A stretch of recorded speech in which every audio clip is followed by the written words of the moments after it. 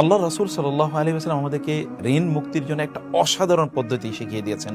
আপনার ঋণ যদি পাহাড় সমান হয়, আল্লাহ সুবহানাহু ওয়া তাআলা এই দোয়ার কারণে আপনার ঋণ পরিশোধ করে দেবেন। তাহলে চলুন আমরা একটু দোয়াটি মুখস্থ করি।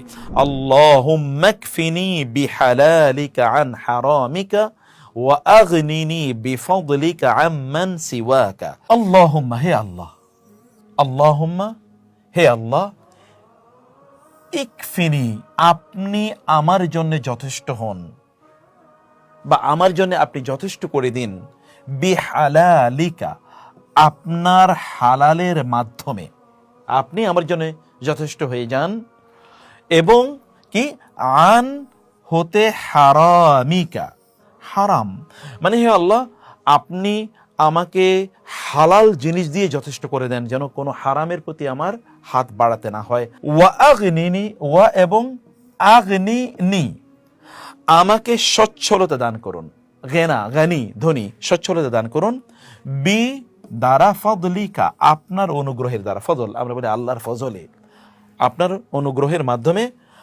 আম্মান, আন হতে আন এবং মান, তার থেকে মানে তার চেয়ে, সিওয়াকা, সিওয়া মানে ছাড়া, কা মানে আপনার, আপনি ছাড়া অন্য কারো কাছে আমাকে মুখাপেক্ষী হতে আপনি দিয়েন না। আমি কারো কাছে হাত পাততে চাই না আল্লাহ, আমি কেবল আপনার কাছে হাত চাই। আল্লাহ সুবহানাহু ওয়া তাআলা আমাদের সবাইকে এতটুকু আর্থিক সচ্ছলতা দান করুন যেন আমরা সম্মানের সাথে বেঁচে থাকতে পারি এবং আমাদের ঋণের বোঝাগুলো আল্লাহ সুবহানাহু ওয়া তাআলা দূর করে দিন।